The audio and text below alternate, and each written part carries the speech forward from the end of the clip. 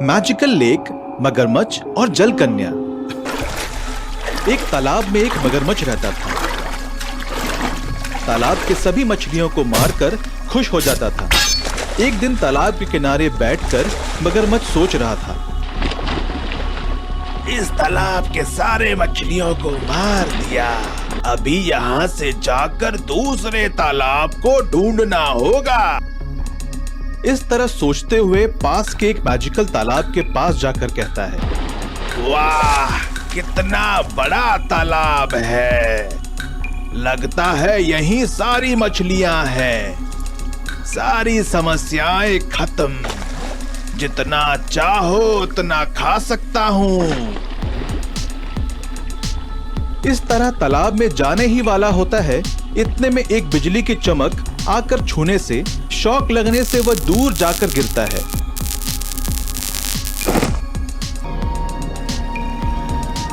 उसी समय तालाब से एक जल कन्या आकर कहती है, तुम कौन हो? यहाँ क्या कर रहे हो? इस तालाब में सिर्फ हम लोग ही रहते हैं। बाहर वालों को यहाँ रहने की अनुमति नहीं है। तुरंत यहाँ से चले जाओ, नहीं तो हमारी जल महारानी से कह दूंगी। तब मगरमच्छ अपने मन में सोचता है, ये साधारण तालाब नहीं, जादुई तालाब है। किसी भी तरह मुझे यहीं रहना चाहिए, नहीं तो मुश्किल हो जाएगा। उसके बाद मगरमच्छ जल कन्या से कहता है, माफ कर दीजिए, आपकी अनुमति के बगैर मैं इस तालाब में प्रवेश किया।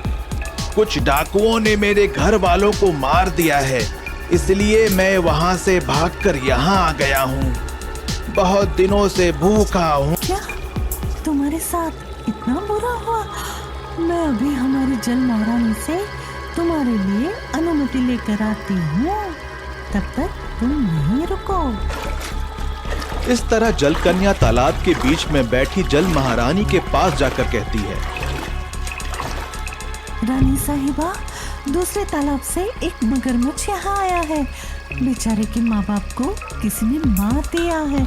वो अकेला बहुत दुखी है, इसलिए आपकी अनुमति हो तो मैं उसे हमारे साथ रहने के लिए कहूँ।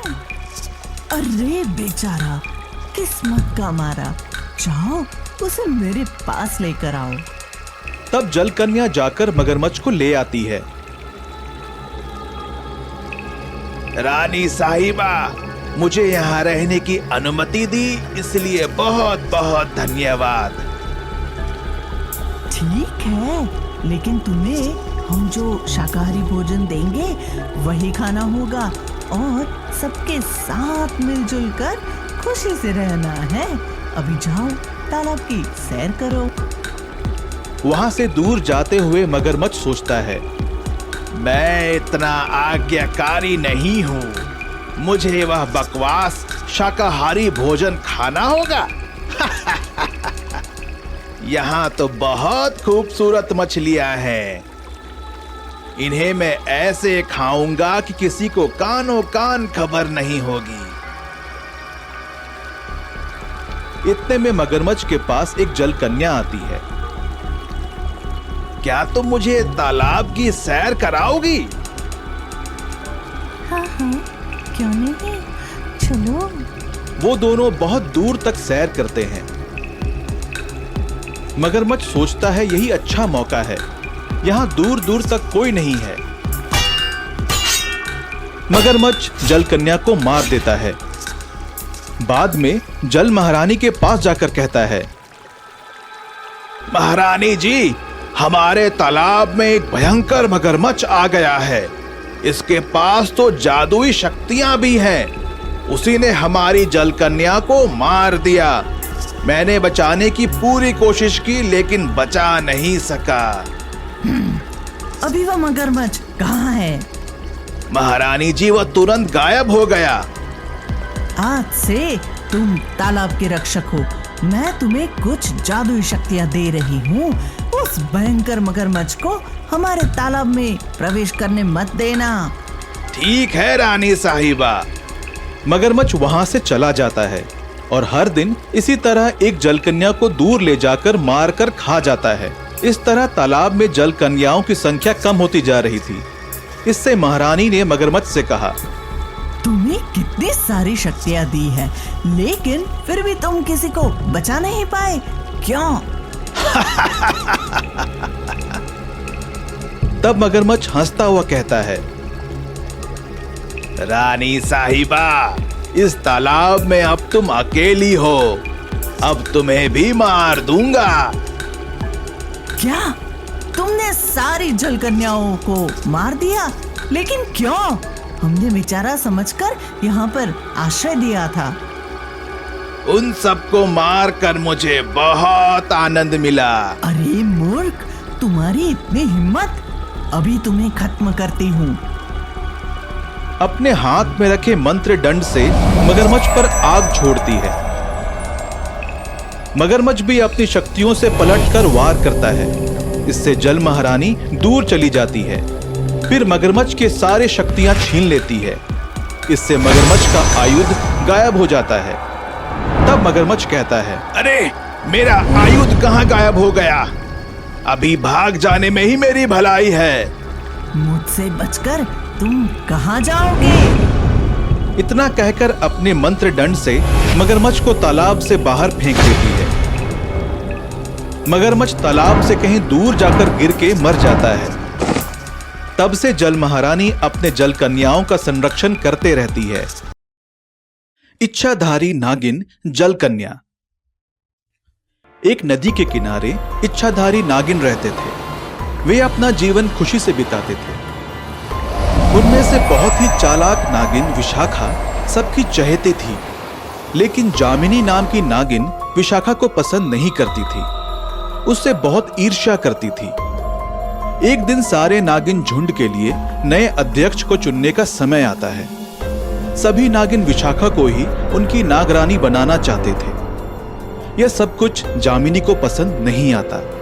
वह सोचती है, किसी भी हालत में विशाखा को नागरानी होने नहीं दूंगी। मैं खुद नागरानी बनूंगी। इसके लिए कुछ भी करूंगी। इस तरह रात के समय विशाखा को नशा देकर नदी में फेंक देती है। लेकिन नदी में गिरी विशाखा को एक जल परी उसके प्राण बचाकर नदी के किनारे ले आती है। हाँ, अरे नागिन, क्या हुआ? तुम नदी में कैसे गिर गई? तुमने मेरी जान बचाई, इसलिए मैं तुम्हारी आभारी हूँ। पता नहीं कैसे नदी में गिर गई। अच्छा ठीक है, तुम मेरे साथ रहो, मैं तुम्हारी अच्छे से देखभाल करूंगी। हम दोनों मिलकर तुम्हारे घर वालों का पता लगाएंगे। बहुत दिनों तक विशाखा के ना लौटने पर सब नागिन समझते हैं कि वह मर गई होगी। इसलिए जामिनी को नागरानी बनाते हैं। जल कन्या और विशाखा दोनों घूमते रहते हैं। तभी बहुत ज्यादा बारिश होती है। बारिश में भीगकर जल कन्या मछली की तरह बदलकर इधर उधर घूमती रहती है। तभी वहां आए दो शिकारी उसे देखकर पकड़ने की कोशिश करते हैं। इससे विशाखा नागिन का वेश धारण करके शिकारियों पर हमला करने से वे लोग भाग जाते हैं। बाद में बारिश रुक जाने पर वह मछली जल कन्या के रूप में बदल जाती है। विशाखा, मुझे उन शिकारियों से बचाने के लिए धन्यवाद। चलो चलकर तुम्हारे परिवार वालों को ढूंढते हैं। इस तरह वे दोनों ढूंढते ढूंढते थक जाते हैं। फिर जंगल में मंदिर के पास रुकते हैं। इस मंदिर में एक बुढ़िया रहती है। इन्हें देखकर कहती है, आप लोग कहाँ से आए हो? आप यहाँ रह सकते हो? ठीक है माता, हम यहाँ रहेंगे। इस तरह दोनों बुढ़िया की झोपड़ी में रहते हैं। इतने में वहां दो चोर आकर मंदिर में रखे कीमती चीजों को चुराने का प्रयत्न करते हैं। उसी समय विशाखा नागिनी का रूप धारण करती है। उसे देखकर चोर भाग जाते हैं। फिर बाद में नागिन रूप में बदल जाती है। नागिन, अगर तुम न होती तो आज चोर मंदिर से चीजें चुरा लेते। अभी आप चिंता मत करो, हमेशा हम आपकी देखभाल करेंगे। माता, इस कटोरी में जो भी आहार मांगोगी मिल जाएगा। अब हम चलते हैं। विशाखा और जलकन्या वहां से निकलते हैं। थोड़ी देर बाद नागिनी का घर मिल जाता है। वहां विशाखा अपने दोस्त से सारी बात बताती है। अपनी गलती मानकर जामिनी विशाखा से कहती है, विशाखा, मुझे माफ कर दो। नागरहरि बनने की अत्याशा में तुम्हें मारने का प्रयत्न किया। विशाखा, तुम सब मिलजुल कर रहना। मैं चलती हूँ। इस तरह जलकन्या चली जाती है। धनीराम की बस बहुत पुरानी हो चुकी थी। टायर घिसे थे, इंजन थक चुका था। रात में सोने के बाद वह सपना देखता है कि बड़े बड़े टायर वाले चमचमाते बस के सामने खड़ा होकर टिकट दे रहा है। आइए आइए आइए, इस बड़े टायर वाले बस का मजा लीजिए। ऊंचाई से देखिए अपने गांव को, बारिश की कीचड़ से, गर्मी की धूप से मुक्ति पाइए। आइए आइए आइए। सारी सीट फुल होने के बाद धनीराम चमचमाती बस को चलाते हुए अपने मूंछों को ताव देता रहता है। गांव से शहर तक उसके ही बस के चर्चे होने लगते हैं। बड़े बूढ़े बच्चे सभी उसी के ही बस में बिना मतलब के ही सफर करना चाहते थे। और मैडम, कितने भाई बहन हैं आपके घर में? अगर आप मुझे ना देखकर सामने देखें और बच गए तो आपको मिलाकर 3 भाई होंगे मेरे घर पर। भैया भैया, जरा काने पतल दो ना बस की, मेरा बेटा चुप ही नहीं हो रहा है। ओ मोहतरमा, ये मेरा बस है, कोई रेडियो स्टेशन नहीं। तभी अचानक बर्तन गिरता है और आवाज को सुनकर चौंकते हुए आंखें खोलता है। अरे भागो भागो, भूकंप आ गया। अरे नहीं जी, भूकंप नहीं आया है। पाकिस्तान वालों ने हमारे घर पर बम गिरा दिया है। तुम तो बस सपने ही देखते रह जाओगे। बस करो सपने देखना। हे भगवान, यही पुरानी बस तो मेरी रोजी रोटी है। अब क्या करूं? सवारी मिलते ही नहीं। ये बैंक वालों ने किस्तों में गाड़ियां देकर हमारे पेट में तो ताला मार दिया है। तभी धनीराम की माँ आ जाती है। नालायक, बस पुरानी नहीं हुई, तुम्हारी सोच पुरानी हो गई है। और क्या लिखवा रखा है अपने सीट के पीछे, याद भी है? हाँ माँ, कैसे याद नहीं होगा। यही तो लिखा था कि भगवान ने चाहा तो मंजिल तक पहुँचा दूंगा, और नजर हटी तो माँ कसम भगवान से मिला दूंगा। तो बेवकूफ, वैसा कौन सा सवारी होगा जो जीते जी भगवान से मिलना चाहेगा? सुनो जी, मैं तो कहती हूँ अपने बस को नया रूप दे दो। बस के ढांचे को बड़ा बनवा लो और चक्के ही तो घिसे हैं, उसे भी बड़ा लगवा लो। हाँ हाँ, कहो तो ट्रेलर के चक्के लगवा दूं बस में, और उसके लिए रुपए मेरी अम्मा देगी। क्या सत्य वचन बोला है जी आपने? बड़े टायर लगाने से लोगों में बिगफुट बस में चढ़ने की उत्सुकता बढ़ जाएगी, और तो और आपको पता भी चल जाएगा कि आपकी माँ आपको ज्यादा चाहती है या अपने गहनों को। बस यही सुनना ही बाकी था। लाती हूँ गहने, उसे भी बिकवा दे और मुंह के साथ साथ जुबान को भी काला करवा ले अपनी। धनीराम अपनी माँ के गहनों को बेचकर शहर से बस को बिल्कुल अपने सपने में देखे हुए बस के जैसे बिगफुट बस बनवा लाता है, और गांव वालों की लंबी लाइन लग जाती है उसे देखने के लिए। माँ देखो बस को, और मालकिन तुम ही हो इसकी। यह बस पानी में, रेत में, रोड में और दलदल में भी दौड़ेगी। धनीराम की पत्नी खुद को शाबाशी देते हुए कहती है, ये सब तो मेरे दिमाग का कमाल है। तो इसका मतलब आज से मैं भी हूँ इस बस की पार्टनर। अरे ऐसा रंग बिरंगा झूठ मत बोलो, ये तो मेरे सपने का कमाल है। चलो जो भी हो, बस से पैसे आ जाए, वरना पहले तो बस कम और दर्द भरे नगमे ज्यादा चलती थी। अब गांव वाले खर्च से बचने के लिए धनीराम की बिगफुट बस को ज्यादा पसंद करने लगे। कुछ दिनों के बाद धनीराम ने बस का नाम विलेज बस से बदलकर बिगफुट बस रख दिया। धीरे धीरे धनीराम को 2 से 4 से 6 बसों का मालिक बन गया। विशाखापट्टनम से लगे एक गांव में भरत नाम का मछुआरा रहता था। वह अपनी रोजी रोटी के लिए पास के समुद्र में मछली पकड़ता था, लेकिन हर बार उसे निराशा ही हाथ लगती थी। हे भगवान, हर रोज यही होता है मेरे साथ, कोई मछली हाथ ही नहीं लगती। ऐसे में मेरा घर कैसे चलेगा? भरत निराश होकर चला जाता है। वहां उसकी पत्नी मुंह फुलाए बैठी होती है। सुनो जी, कल मेरे मौसा जी आ रहे हैं। कुछ भी हो, हम मछुआरे हैं, तो उन्हें मछली खिलाना बनता ही है। आप कैसे भी करके कल बिना मछली पकड़े मत आना, कह देती हूँ। कहाँ से लाऊं मछली? मछलियों का तो अकाल पड़ा है। बड़े बड़े मछुआरे मछली छोड़े तब तो हमारे लिए कुछ बचे। फिर भी देखता हूँ। भरत अगली सुबह मछली पकड़ने जाता है और उस दिन भी मछली ना मिलने के कारण उदास होकर वह अपने साथ लाया हुआ खाना वहीं समुद्र में फेंक देता है। भरत के फेंके खाने के लालच में वहाँ एक बहुत सुंदर सी चमकती हुई मछली आ जाती है। भरत उसे देख चौंक जाता है। अरे ये क्या, इतनी चमकदार मछली मेरे पैरों के सामने कैसे आ गई? अरे ये तो सोने की मछली लगती है। चलो कम से कम आज तो मेरी पत्नी को शिकायत तो नहीं होगी मुझसे। ऐसा बोल भरत घर चला जाता है और उसके हाथ में सुनहरी मछली देख उसकी पत्नी बहुत खुश होती है। हाँ, चलो झूठी ही सही, तुमने मेरी इज्जत तो रखी।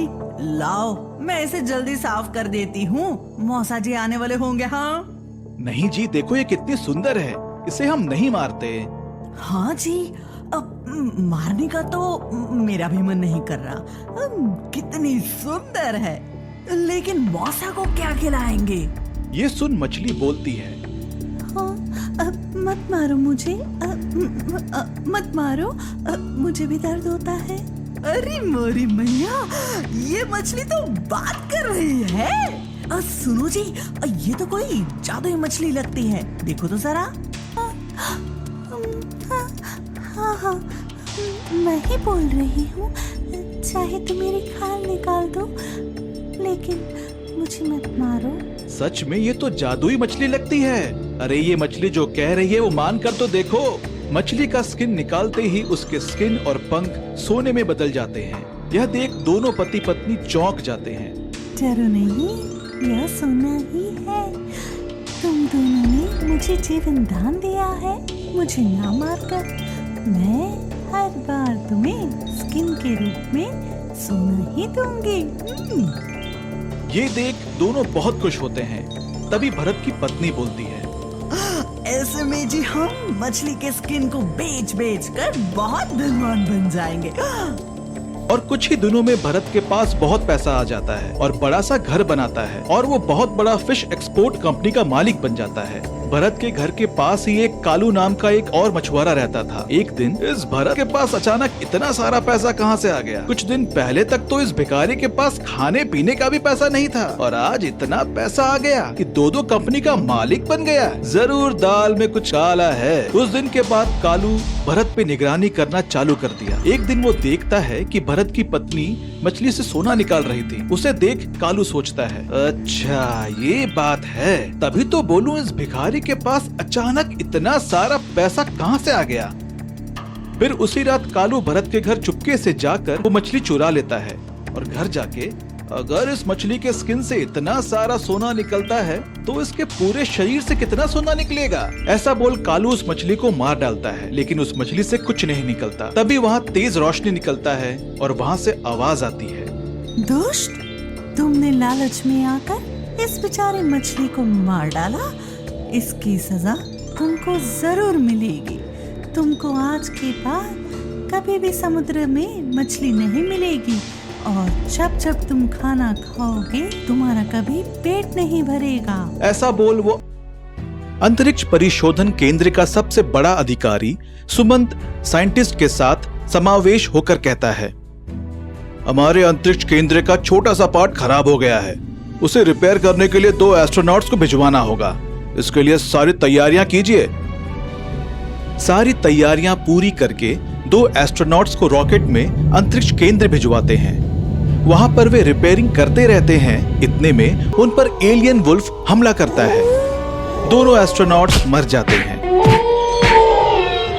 यह बात जानकर सुमंत साइंटिस्ट से कहता है, एलियंस के हमले में हमने दोनों एस्ट्रोनॉट्स को खो दिए, इसलिए हमें मानव रहित रोबोट एस्ट्रोनॉट्स को बनाना चाहिए।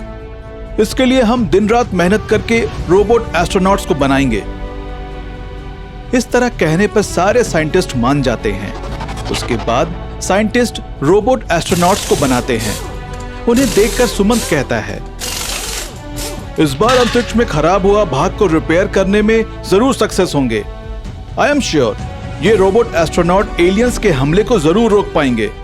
इन्हें अंतरिक्ष केंद्र भिजवाने की सारी तैयारियां कीजिए। यह सुनकर सारे साइंटिस्ट तैयारियां करते हैं। रॉकेट में रोबोट एस्ट्रोनॉट्स को अंतरिक्ष केंद्र भिजवाते हैं। वहां पहुंचकर रोबोट एस्ट्रोनॉट्स रिपेयरिंग करते रहते हैं। इतने में इन्हें देखकर एलियंस कहते हैं, मानव हमसे बहुत ज्यादा इंटेलिजेंट है। इस बार मनुष्य को ना भिजवाकर रोबोट एस्ट्रोनॉट्स को भिजवाया है। चलो रोबोट्स को भी यहाँ से मारकर भगाते हैं। अंतरिक्ष में रोबोट्स और एलियंस के बीच भयंकर फाइट होता है। आखिरकार रोबोट्स एक एलियन को बंदी बनाकर धरती पर ले आते हैं।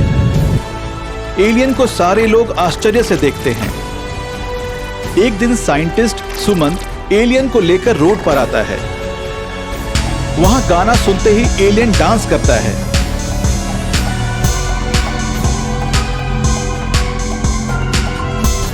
थोड़े दिन के बाद एलियन और रोबोट्स में अच्छी दोस्ती हो जाती है।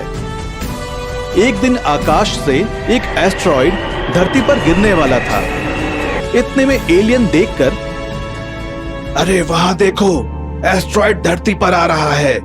उसकी दिशा बदलकर विनाश से बचाना चाहिए, कहकर उस एस्ट्रॉइड की दिशा बदल देता है।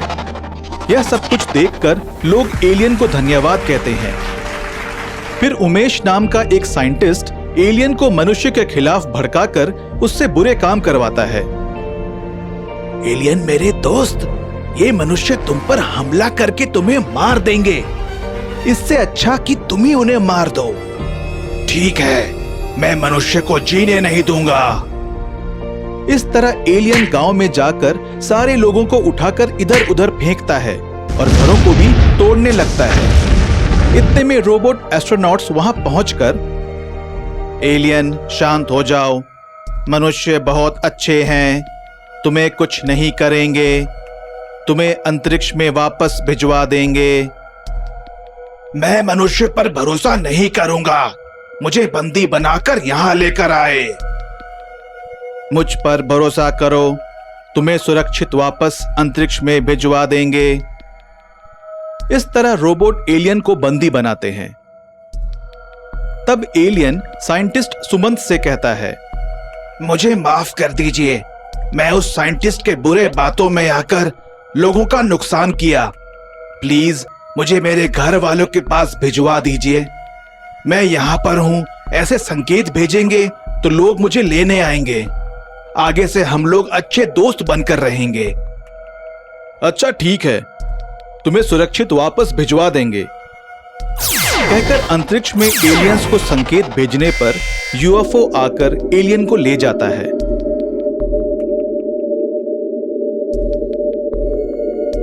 एक शहर में जगदीश नाम का एक बाइक मैकेनिक रहता था। वह बहुत ही चालाक था। रेसिंग में भाग लेने के लिए एक इलेक्ट्रिक हाई स्पीड बाइक को बनाता है।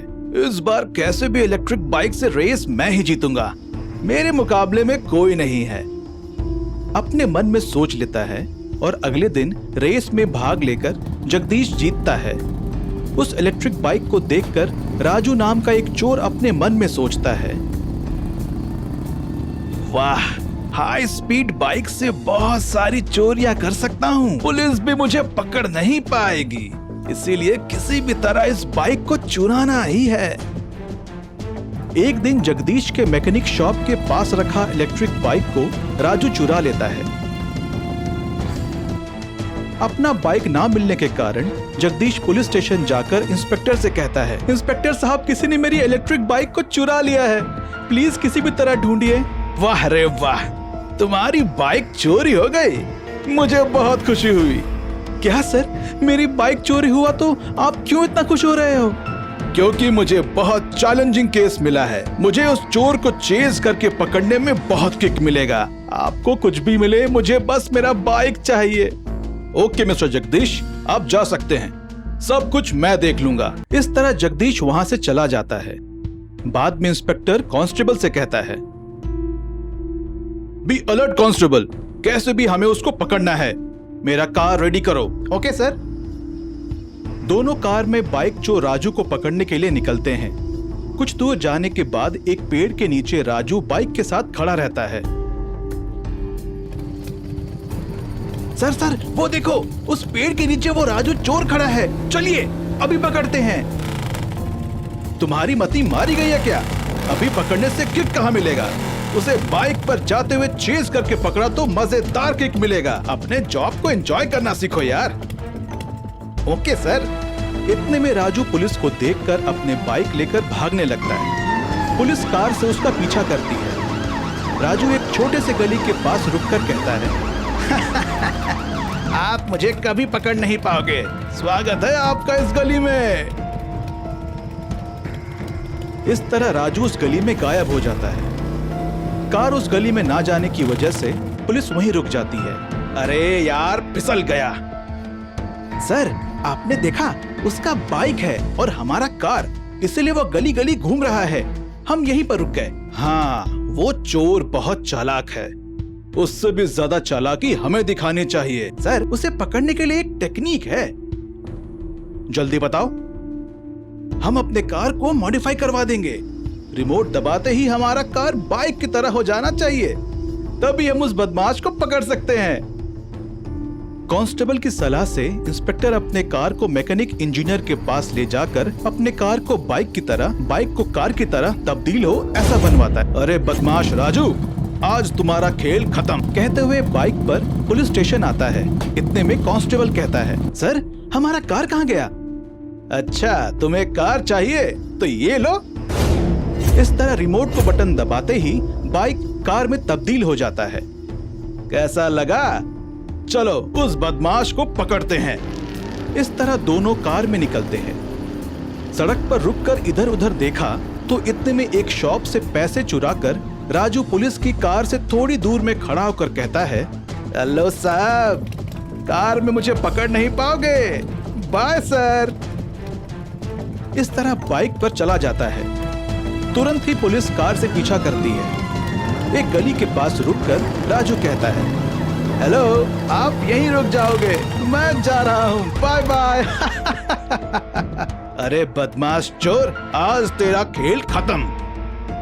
कहकर रिमोट दबाते ही कार बाइक की तरह तब्दील हो जाता है। गली में चेज करके पुलिस राजू को पकड़ लेती है। बाद में इलेक्ट्रिक बाइक जगदीश को देकर राजू को जेल भिजवा देते हैं।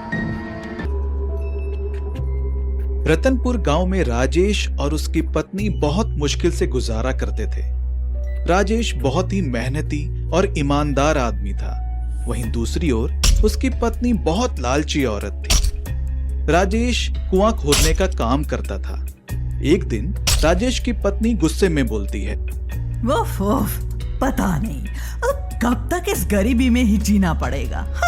इससे अच्छा तो मैं मायके में ही थी। ये तुम्हारे ही पिछले जन्म का कर्म है, जो आज तुम्हारे साथ साथ मैं भी गरीबी में जी रहा हूँ। लगता है तुम तो अमीर देश की शहजादी थी मायके में। दोनों के दोनों अपना मुंह भुलाकर अपना अपना काम कर रहे होते हैं। फिर थोड़ी देर के बाद, अजी सुनते हो, ऊपर से ये डब्बा उतार देना, मेरा हाथ छोटा पड़ रहा है। हाँ, छोटा पड़ रहा है तो जुबान से ही उतार लो, जुबान तो बहुत लंबी है। अब देखो जी, ज्यादा ताने बाने मत दो। कह देती हूँ, हाँ, वरना मैं मायके चली जाऊंगी। तो जाना, मैं भी खुश, तुम भी खुश। ये डायलॉग पिछले 6 सालों से सुन रहा हूँ, और पता है ना, चाइना माल कभी वापस नहीं होता। अब सुधर जाओ, कह देती हूँ। उसी रात राजेश सोते सोते सपने में देखता है कि उसने एक जादुई कुआं खोदा जिसमें उसे हीरा मिलता है, और हीरा को घर लाते ही वह मर जाता है। अगली सुबह राजेश घबरा के उठता है और बिस्तर में बैठा होता है। तभी उसकी पत्नी दौड़ के उसके पास आती है। सुनते हो जी, सरपंच के 5 गण आए हैं और आपको आवाज दे रहे हैं। राजेश दौड़ के उनके पास जाता है। राजेश, तुम्हें सरपंच ने बुलाया है कल कुआं खोदने के लिए। गांव में पानी की कमी हो रही है। जी हुजूर, मैं समय पर पहुंच जाऊंगा। ऐसा बोल सभी 5 गण चले जाते हैं। कुछ देर बाद, सुन लो जी, सरपंच ने पहली बार आपको अपने काम के लिए बुलवाया है। हाँ, अगर अच्छी रकम ना लेकर आए तो घर ही मत आना। हर जगह लालच करना अच्छा नहीं है। आज तक तुम्हारे लालच की वजह से ही हम गरीब के गरीब हैं। ऐसा बोलकर राजेश सरपंच के घर चला जाता है और पंचों के बताए हुए जगह पर कुआं खोदना शुरू करता है।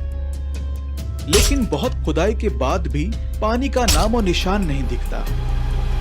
थोड़ी देर बाद राजेश को एक हीरा चमकता हुआ दिखाई देता है। हे मानव, मुझे और मत खोदो, मैं इसके बदले तुम्हें बहुत सारे जादुई हीरे देता हूं जो कभी खत्म नहीं होंगे। मुझे धोबी का कुत्ता नहीं बनना है कुआं जी, जो घर का ना रहे ना घाट का। मैं अपने गांव वालों के साथ गद्दारी नहीं कर पाऊंगा। तभी राजेश को सपने वाली बात याद आती है। सोच समझकर बोलना, मैं दोबारा नहीं पूछूंगा। बहुत देर सोचने के बाद उसने फिर से लालच ना करते हुए हीरे लेने से इनकार कर दिया।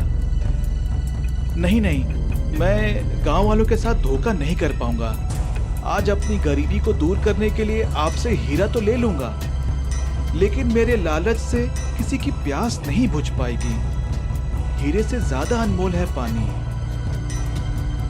राजेश की बातों से कुआं बहुत खुश होता है। तुम बहुत ईमानदार हो राजेश, आज से तुम्हारी गरीबी खत्म समझो। कुआं को धन्यवाद कहकर वहां से चला जाता है। राजेश सरपंच से अपनी रकम लेकर घर चला जाता है। घर जाते ही उसकी पत्नी कहती है, क्यों जी, किसी और से तोहफा क्यों भेजा? हाँ, मुझे तो शर्म आ रही थी। राजेश मन में सोचता है, मेरे इतने बुरे दिन आ गए कि मैं तुमको गिफ्ट भेजूंगा। खैर बताओ तो सही, क्या हुआ? कुछ नहीं, एक बूढ़ा आदमी आया था। उसने कहा यह तुम्हारे पति ने भिजवाया है। मैंने देखा तो इसमें हीरे थे। राजेश चौंकते हुए कुछ सोचने के बाद, अरे हाँ हाँ, मैंने ही भिजवाया था। राजेश सब समझ जाता है कि ये जरूर उस चमत्कारी कुएं का ही काम है और उस हीरे से अपनी प्राथमिक जरूरतों को पूरा करके बहुत मेहनत और ईमानदारी से काम करने लगता है और पति पत्नी दोनों खुशी से रहने लगते हैं। एक शहर में उमेश नाम का स्टूडेंट था। उसे कार बहुत पसंद था। बचपन से ही उसे एक स्पोर्ट्स कार खरीदने का शौक था, इसलिए वह बचपन से ही पैसे जमा करके उन पैसों से एक कबाड़ी शॉप पर जाकर एक पुरानी फेरारी कार खरीदता है और फिर उसे रिस्टोरेशन कराकर बिल्कुल नया कर देता है। वाओ, आखिर मेरा सपना पूरा हुआ। पुराना हुआ तो क्या हुआ, देखने में तो नया दिख रहा है। अभी सैर करने के लिए जाता हूं। इस तरह अपने कार से ड्राइव के लिए जाता है। तभी शहर में रामू नाम का एक व्यक्ति उमेश के कार को देखकर कहता है, अरे वाह, ये तो फेरारी है ना? मैंने सोचा इस शहर में केवल मेरे पास ही फेरारी है, तुम्हारे पास भी है? हाँ दोस्त, ये कार मेरा ही है। सेकेंड हैंड में खरीद कर रिस्टोरेशन करवाया था, इतना नया है। अच्छा, देखने में नया है, अंदर से पूरा बेकार है। ऐसी कार चलाकर असली फेरारी का मजाक मत उड़ाओ यार। दोस्त, इतना मत हंसो, एक बार मेरे साथ रेस करके देख लो तो पता चल जाएगा किसका पावर क्या है। क्या तुम्हारे बेकार कार के साथ रेस? No, never. लगता है तुम कहीं हार ना जाओ इसलिए डर रहे हो ना? मुझे डर? अभी तुम्हारे बकवास कार को हरा कर दिखाता हूं। बाद में दोनों के बीच रेस शुरू होती है। रेस बहुत ही रोमांचक रूप में होती है। पहले उमेश की कार पीछे रहती है, आखिरकार अपनी तेजी बढ़ाकर रेस जीतता है। देखा दोस्त, मेरी बेकार कार की पावर? कभी मेरे कार को कम मत समझना। इस तरह कहने से रामू शर्मिंदा होकर वहां से चला जाता है। फिर अपने मन में कहता है, किसी भी तरह इसके कार को बर्बाद करना है। यह सोचकर रामू रात के समय उमेश के कार को बर्बाद कर देता है। उमेश जब सुबह उठकर देखा तो उसके कार के पुर्जे पुर्जे होते हैं। यह देखकर उमेश अपने दिल में सोचता है, हे भगवान, मेरा कार ऐसे कैसे हो गया? जरूर रामू ने किया होगा। इस तरह उमेश बहुत दुखी होता है, फिर अपने कार को रिस्टोरेशन करा के नया जैसा बनाता है। इतने में उसका दोस्त जगदीश वहां आता है। अरे उमेश, कल के कार रेस के लिए तैयार हो? उसमें जीतने वाली को नई फेरारी कार मिलेगी। हाँ, मैं तैयार हूं। किसी भी तरह ये रेस जीतकर नई फेरारी कार पाना है और उस रामू को भी सबक सिखाना है। अगले दिन रेस में रामू और उमेश एक साथ खड़े होते हैं। तब रामू सोचता है, अरे उमेश, आज जीत मेरी ही होगी। तुम क्या सोच रहे हो मुझे पता है रामू। मेरे बारे में सोचना छोड़ो, रेस में कैसे फर्स्ट आओगे ये सोचो। फिर रेस स्टार्ट होता है। एक बार रामू की कार आगे आई तो दूसरी बार उमेश की कार आगे आती रहती है। इस तरह रेस बहुत जोरों शोरों से होती रहती है। इतने में रामू की कार बैलेंस आउट होकर पलटी मारते हुए थोड़ी दूर जाकर गिरती है। यह रेस में उमेश विजयी होता है। फिर उसे फेरारी कार उपहार में दिया जाता है। बाद में रामू आकर कहता है, मुझे माफ कर दो दोस्त, मेरी घमंड ने मुझे हरा दिया। इतना कहकर वहां से चला जाता है। एक गांव में वीरेश नाम का एक व्यक्ति रहता था। बिना काम काज के इधर उधर घूमते रहता था। अचानक एक दिन आकाश से एक भारी वस्तु उस गांव में गिरती है। सब लोग जमा होकर देखने लगते हैं। उसमें से एक विचित्र आकार का प्राणी बाहर निकलता है। उसे देखकर लोग भागने लगते हैं। वह विचित्र प्राणी गांव में घूमते हुए घरों को जलाते रहता है। यह सुनकर फायर इंजन वहां आता है। यहां से दूर भाग जाइए, यह प्राणी अंतरिक्ष से आया है। फायर अधिकारी जल्दी से आग बुझाइए, कहकर आदेश देता है। इतने में वह जानवर पहुंचकर फायर इंजन को उठाकर दूर फेंक देता है। आग को बुझा रहे फायर कर्मचारी उठाकर उड़ा देता है, पर अधिकारी डर के मारे एक पेड़ के पीछे छुप जाते हैं। इतने में वीरेश वहां आता है। क्यों भाई, यहां सिनेमा शूटिंग चल रहा है क्या? अगर उस जानवर ने तुम्हें देख लिया ना तो तुम्हारी खैर नहीं। चलो भागो यहां से। भाग जाने से समस्या का समाधान नहीं होगा सर। ऐसी कठिन परिस्थितियों से ही हमें बहुत सारे विषय सीखना चाहिए। अरे तुम पागल हो गए हो क्या? पहले भागो यहां से। आप डरो मत सर, प्राण नष्ट हुए बिना इस तरह की परिस्थितियों से कैसे बचे यही सोच रहा हूं। अरे भाई, पहले तुम घर जाओ, फिर आराम से सोच लेना कि क्या करना है। फिर वीरेश घर चला जाता है। थोड़ी देर बाद वह जानवर गायब हो जाता है। फिर बाद में अधिकारी अपने कार्यालय चला जाता है। अगले दिन वीरेश फायर अधिकारी के पास जाकर कहता है, क्यों रे, फिर यहां क्यों आया? कुछ काम नहीं है क्या? अरे सर, पहले सुन तो लीजिए। फायर कर्मचारी के बगैर बिना कोई प्राण नष्ट हुए रिमोट कंट्रोल कार इंजन को बनाना पड़ेगा। Very good idea. कैसे बनाए? मैं खुद बनाऊंगा सर। अच्छा ठीक है, जल्दी से बनाना। ठीक है सर। वहां से जाकर Viresh remote control fire engine को बनाता है और आग में फंसे लोगों को बचाने के लिए फायर इंजन को 2 पंख लगा देता है। जानवर को मारने के लिए एक गन लगाता है।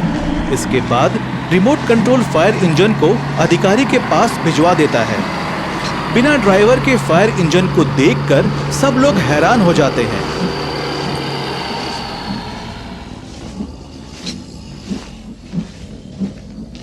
वाओ, सुपर है रिमोट कंट्रोल फायर इंजन। इससे कठिन परिस्थिति में भी काम कर सकते हैं। इतने में वीरेश फायर अधिकारी के पास आता है। वेल डन वीरेश, तुमने तो कर दिखाया। इतने में आकाश में बड़ा सा आवाज होता है। एक भारी भरकम वस्तु गांव में गिरती है। उसमें से एक भयंकर प्राणी बाहर निकलता है। सड़क पर चलते हुए घरों में आग लगा देता है, पेड़ों को उखाड़ फेंक देता है। तुरंत ही वीरेश रिमोट कंट्रोल से फायर इंजन को उस जगह पर भिजवा देता है।